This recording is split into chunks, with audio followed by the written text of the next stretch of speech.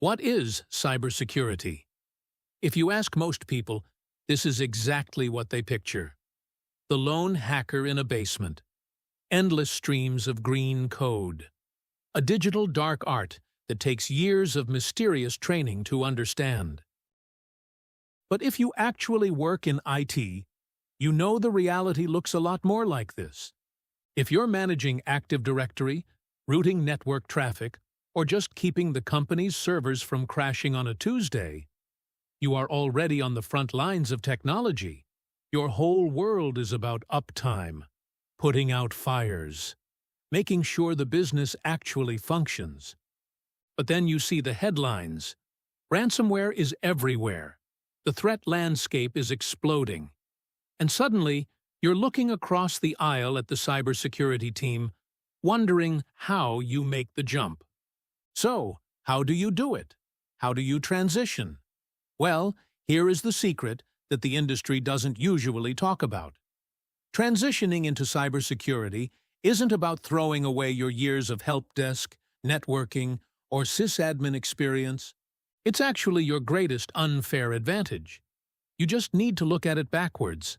Let's get one thing straight. Cybersecurity is not about building an impenetrable digital fortress, because a perfect fortress has no doors, which means nobody can do their job, and the business dies anyway. Instead, it's about risk management. It's about a delicate balancing act called the CIA triad: confidentiality, integrity, and availability. Confidentiality keeps the wrong people out. Integrity makes sure your data hasn't been messed with. But that third one, availability, making sure systems are online when authorized users need them, that is where you already live. In IT, your job is to keep systems online, to keep users productive. In security, you do the exact same thing. You just design the system so it stays online even when someone is actively trying to destroy it. This is why your background is a superpower.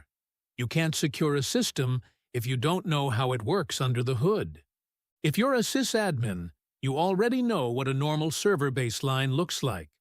You understand user privileges, which means you are uniquely equipped to spot the subtle, weird behaviors that happen right before a breach.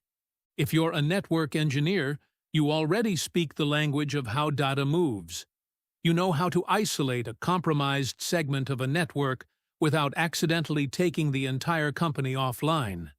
And if you work the help desk, you know the biggest vulnerability in any organization: the humans. You know exactly what a panicked user looks like when they click a bad link. Imagine an alert goes off.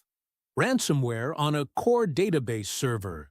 A brand new security grad with zero IT experience might just panic and yank the network cable, completely unaware that pulling that specific server offline just stopped the company's entire global shipping operation. But you, the IT veteran, you know the context. You know how to surgically contain the threat while keeping the business alive. That is context you cannot teach in a textbook. So, where do you fit in? The cybersecurity world is basically split into three massive domains. First, the blue team, the defenders. This is the most natural pivot for IT pros. Your job is hunting threats, monitoring systems, and responding to incidents in real time. You built the house, now you're guarding it. Second, the red team, the attackers. This is the ethical hacking side you see in the movies. You are hired to intentionally break into an organization's networks to find the holes before the bad guys do.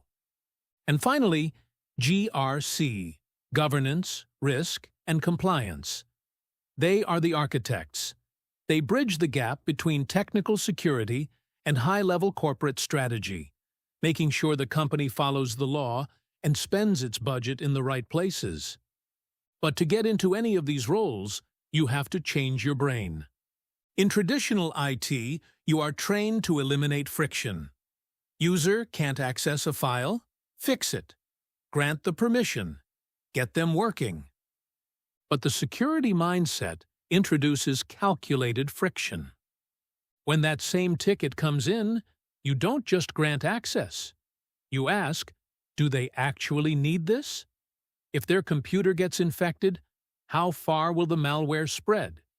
You have to learn to occasionally look a business request in the face and say, no, or at least, not yet. So, what's your next move? Build a home lab.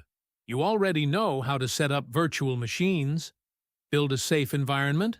Detonate some malware. See what it looks like on the inside.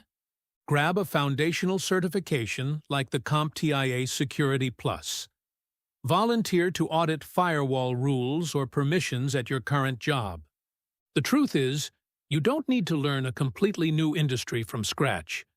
You already know the terrain. You just need to apply a new mindset. You've spent years keeping the lights on. Now, it's time to defend the grid.